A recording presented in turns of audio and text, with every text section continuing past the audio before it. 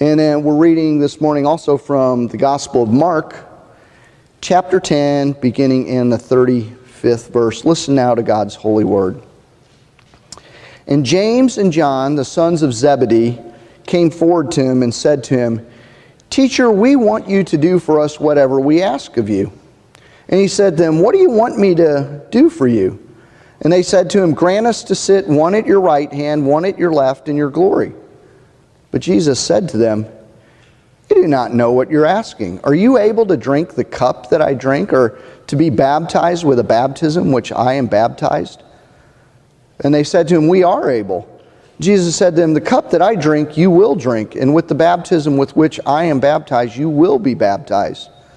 But to sit at my right hand or at my left is not mine to grant, but it's for those for whom it has been prepared."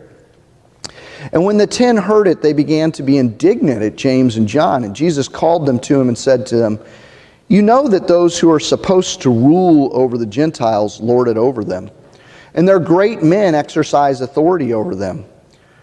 But it shall not be so among you. But whoever would be great among you must be your servant, and whoever would be first among you must be slave of all. For the Son of Man also came not to be served, but to serve, and to give his life as a ransom for many." The word of the Lord. Thanks be to God. First Sunday, he gave this fantastic sermon. Like it was one of the best sermons ever. And of course, the search team's over there kind of going, "Oh yeah, we did good." And the congregation's like, "Fantastic, we got a great preacher." And it was the talk of the town. They went to lunch, talked about the sermon, how great it was, what a fantastic preacher this guy was. And they came back with great anticipation for what would happen the next week. And the pastor got up there, and lo and behold, he preached the exact same really good sermon. But it was the same sermon. So they didn't really know what to do with that. They were kind of confused and concerned, and they were talking among themselves, and they just really didn't know what to do about that. And so they waited to see what would happen, and they kind of politely said, "That was really good today," but really didn't know what to do with it. And the third Sunday came rolling around, and he got up there, and he stepped in the pulpit, and he once again preached the exact same really good sermon. And at this point, they're like, "I don't understand this. I mean, it's a good sermon, but..." So some of the elders went to him and said, "Listen, like, you're a good preacher, and that's a really good sermon, but when are we going to get another one?" And he said, "Well, I'll tell you what. When you start doing that one, I'll give you another one." And I tell you that this morning because I kind of feel like, as I read this passage today, that Jesus had to feel that way with the disciples. Because if we were to go back a couple chapters, what we find is Jesus just keeps trying to give the same dang sermon again and again, and they won't listen to it. They're not getting it. The dots are not connecting. If we were to go back a few weeks ago, some of you were here and you'll remember, I had a big chalkboard up here, and we looked at a passage where it was the very first time on the road to Jerusalem where Jesus tries to explain to them, the Son of Man, meaning him, he's going to have to suffer, I am going to die, and I'm going to live again. And that Sunday when we looked at that passage, we looked at, it was a story about, let me back up, it was a story about, for those of you who weren't here, Jesus asking the disciple, "Who do people say I am?" And some of them said he was like John the Baptist or some prophets or something like that. He asked the disciples, "Who do you say I am?" And they said, "Well, you're the Messiah." And then that's when he jumped in and said, "Listen, here's who I am. I'm the Son of Man, and I'm going to have to suffer and die."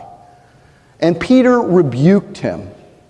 And as we looked at that, we talked about how we're kind of in three zones. I keep doing this because my chalkboard was over here. Mentally, it's still there for me. But there was a celebrity zone where we kind of see Jesus as this important, famous person, but we really don't have a relationship or connection to him per se. particularly not one where he has influence our lives. There was a Savior zone where we start to recognize our need. Maybe we go through something bad, we cry out to God, and we recognize we need to be forgiven.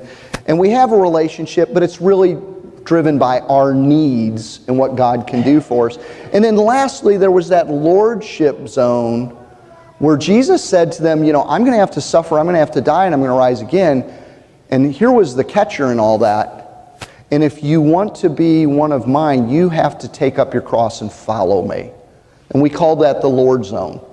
Because we take our need out of the way, it's no longer at the center of the relationship, and it becomes about God's desire, God's need, God's will.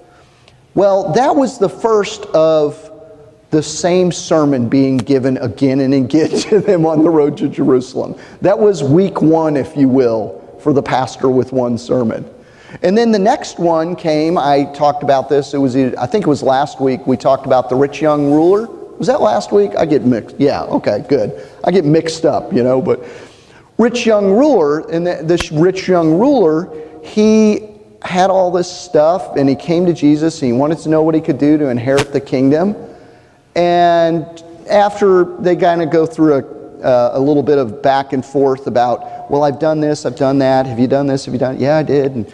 And finally it comes down to, Jesus says, well, there's one thing you lack. You need to sell everything you have and give it to the poor, and you need to come follow me. And what he's doing is he's calling them over into that lordship zone, if you will. He's saying, okay, you've been a really good guy all your life, but you still have some things that are in place of me in your life, and you need to let go of those, and you need to follow me. And those words pop up in both those stories. Follow me. You're going to have to follow me. And it was round 2 of a really good sermon. And in each time this happens, the same thing happens. There's an encounter. The disciples afterwards, they respond in some inappropriate way because they don't get it. And Jesus pushes on forward with a call for them to follow him. And we see the same thing happen again today, right? We have very similar passage again today, because we have Jesus in this spot where he's trying to explain to them, we're on the verge of Jerusalem. He doesn't say that, but they can feel it coming, and they know they're going to Jerusalem, and they know something big is brewing. And they're starting to realize, okay, he's been talking about being glorified. Well, I'd like to be on his right and left hand when he's in glory, But they don't begin to realize what they're asking of him. And they start jockeying for position, if you will, of wanting to be, at the top and wanting to have that status or authority or position or whatever that meant for them. And it kind of ticks the other disciples off, right? We're told they're angry. Some translations say they were indignant that they would come and ask this of Jesus. And Jesus explains to them, again, he points to his death. Again, he points to, I'm going to have to suffer and die. And while he doesn't this time around point blank say, you must follow me if you want to be a part of my kingdom, it's inherent to the whole story. Because at the end of it, he says, I'm the Son of Man, and whoever was going to be first, they're going to have to be last, and they're going to have to serve. Even I serve. I came to serve, so if you want to follow me, you are going to have to serve, is the bottom line. And that really comes out in every passage. Each time Jesus responds with something that is paradoxically true and a call for them to follow him. The first time around, it was, I got to get them straight in my head. The first time around, it was he who wants to save his life, he's going to have to lose it. And he's saying, you got to let go of your identity. You got to let go of who you are if you want to be a follower of me. Because it's not an on-again, off-again thing. It's a complete new paradigm for doing life. Okay? And then in the second one, the paradox that he offers up is he talks about, let me get there, rich young man, Okay, he talks about if you want to the first is going to be last, and the last is going to be first. You know, again, you're going to have to relegate yourself to a position of following if you want to have the riches of the kingdom, if you will. You're going to have to let go of the riches you're used to, your identity as a rich young man. You're going to have to take on an identity of doing life with me. And then today, we've got the last paradoxical thing that he throws out at them. And he looks at them, and if you want to be great, if you want to be the first, you're going to have to serve. And all of these are so countercultural, aren't they? They're just not the way the world works. They're not our economy, if you will, is a phrase I used last week. The world doesn't work that way. If you want to be greatest in our world, the way you're greatest is you have people beneath you, right? Like the person, you're the top dog. You're the one that has authority. You're the one that can boss people around. That's kind of what puts you in a position of greatness, if you will. That's what puts you in a position of being first. And he goes, no, that's not the way it's going to be among you. And he's preparing them for the fact he's going to be gone. He can probably see by James and John and their question that some of them, once he's gone, are going to want to take control. It's human nature, right? When the leader leaves, somebody wants to fill the gap. And he's preparing them for that by telling them, you're not going to be like the disciples. You're not going to do it the way the world does it. You're going to care for and you're going to serve one another. He even uses the word actually slave, like you're going to be a slave to others.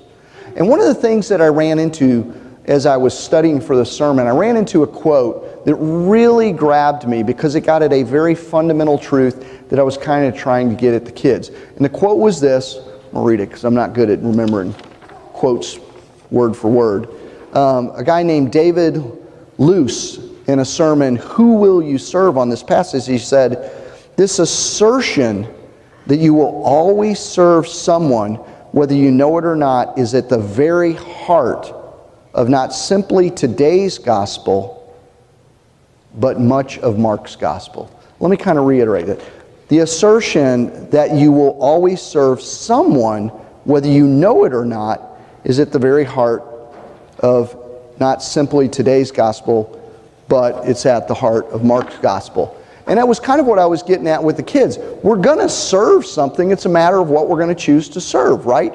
We're either unwittingly serving impulses or some unwritten assumption or some value structure, or we're choosing to follow Jesus. We're choosing to follow God. Let me put it in perspective. A number of years ago, when my kids were still in school, I was way overcommitted, trying to be pastor and dad and doing odd jobs on the side of stuff. And I am not a morning guy. If you didn't pick up on that when I was talking about my son and I were up till 2 a.m., that's not an unusual thing. I am a night owl. I am not a morning guy. And at that point in my life, a typical morning would look like the alarm would go off. I would usually slam it several times, or sometimes I had set it early thinking I had this great intention of getting up at a good time, and would roll over and reset it. I mean, even like 22 minutes later, like I'd figure out the exact amount of time I could lay in bed and not be late, and reset it, fall back to sleep, get up, get the kids moving, maybe lay back down a little bit, grab something to eat out as I'm going out the door. If I did that, we were living on what I called idealized time instead of ideal time. And here's what idealized time is. Idealized time is when you know in your head, like one time when all the stars aligned, you made it to school with the kids in 7 minutes. And now that becomes the standard for how quickly you can get there. But that was one time, and it's never worked that way ever again. But in your head, you can make it to work or school or whatever in 7 minutes. So you run the clock out, and if you're like, okay, I'm going to tell a story of my wife. If you're my wife, you set your clock ahead 7 minutes, like thinking that's going to help you. But then you're always going, oh yeah, but it's ahead. I got 7 more minutes. Like it's such stupid, the games we do with ourselves. And we were living in an ideal time, and we were doing this, and it was just life depleting. And they were usually getting there late, and then they were get in trouble, or it was just a hot mess. So, but that was my norm. And I was listening to an interview with a guy who wrote a book called The Miracle Morning, and he basically has a system for having a really great start on the day. And there was a sentence he said, there was a line in that really grabbed me. And I think it's about this slavery thing. I won't have it word for word, but basically what he said is this: it's not a matter of whether you need a morning routine or not. You already have a routine. It's just a matter of whether it's a good routine. And I was like, oh, dude, you did not have to go there. Like, you did not have to say that. Because what I realized was, I in my head had, as he laid out the sort of the system of what he thought you should put in place, I'm like, oh my gosh, I can't put all that in place. When I realized I already had a system, it was just an awful system. It was not such a big deal to choose to just have a healthy one. And I kind of did it step by step, and over a series of weeks, I got to a place where I replaced that whole ugly thing that left us ragged and tired and going into the day late and frustrated and a half step behind and trying to play catch up, to a place where I would get up, I would make my bed, wash my face, I'd walk, listen to a podcast, I was energized, I'd come back, I'd get the kids out the door, be to work early because I stopped doing it in ideal time. Or idealized time. Instead, I'd say ideal time, like, okay, what would be ideal? 15 minutes would be ideal, because then if I get stuck, oh, it's so much better to do that. And walk through the door feeling good and not behind. But being able to make that change started with me realizing it's not a matter of whether or not I have a routine.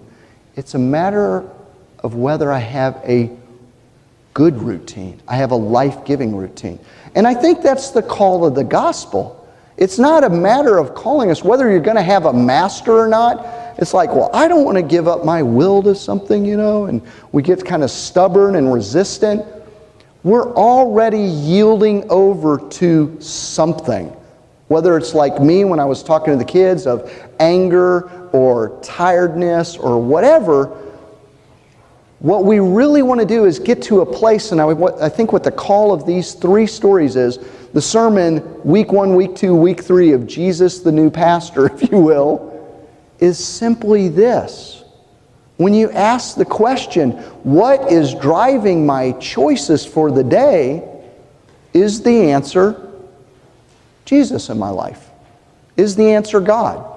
Is the answer the Holy Spirit? Or is it something else?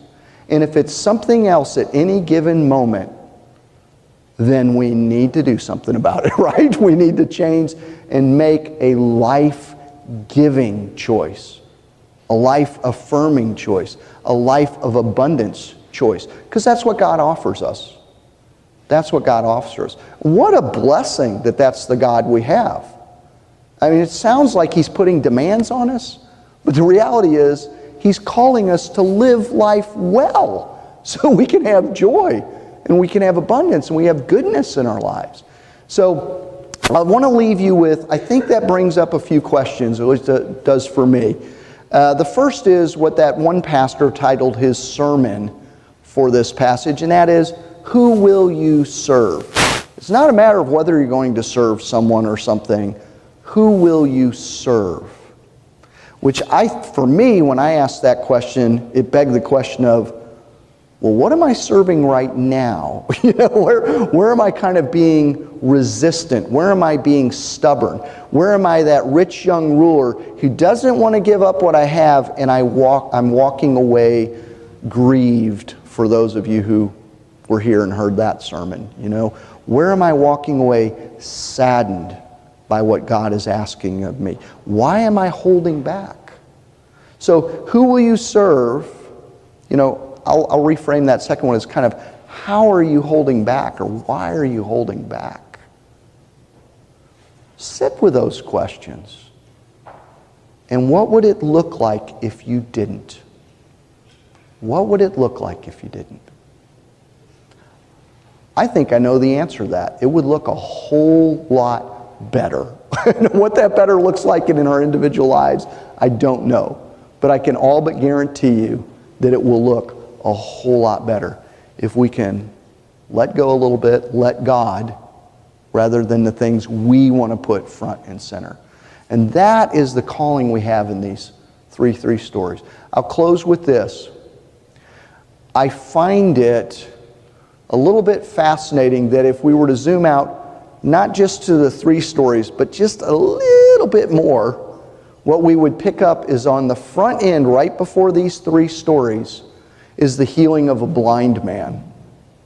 Next week, the next passage is the healing of a blind man.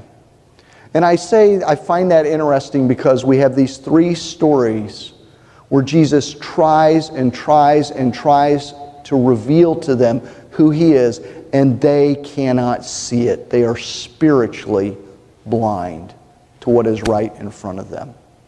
But when they get to Jerusalem, that's all going to go away, because they will see it firsthand. They'll see it on the night of His arrest when He kneels down, and rather than saying, the first will be last and you need to serve one another, He actually kneels down and He serves them, washing their feet. They're going to see it when they see Him on the cross. And that rich young ruler who was afraid to give away what he had materially is going to see Jesus become completely impoverished on the cross, that he might have all the spiritual blessings of heaven. They're going to see it 3 days later when He rises up from the dead. And He has undeniably conquered death on our behalf. Praise be to God, that's the good God we have. And let us pray. Hey, John Arnold here, pastor at First Presbyterian Church in Walnut Ridge. And I want to thank you for watching. I also want to invite you, if you enjoyed this and you're in our area, to come join us for worship any Sunday morning at 11 a.m. We would love to have you. Our worship is, I think, a wonderful mix between something that feels very sacred and holy because we follow a traditional order of worship, but because we're small and I'm conversational, to me it feels very intimate and kind of informal even in the midst of that, which is a great mix. So come check it out and see for yourself, see what you think. If you cannot come, but you enjoyed this sermon and you want to see more, find us on Facebook or YouTube. And please like, comment, or share, and let us know how you were blessed by this and let other people know about it so we can help people grow together in God. Take care and have a fantastic week. Hope to see you soon. Bye now.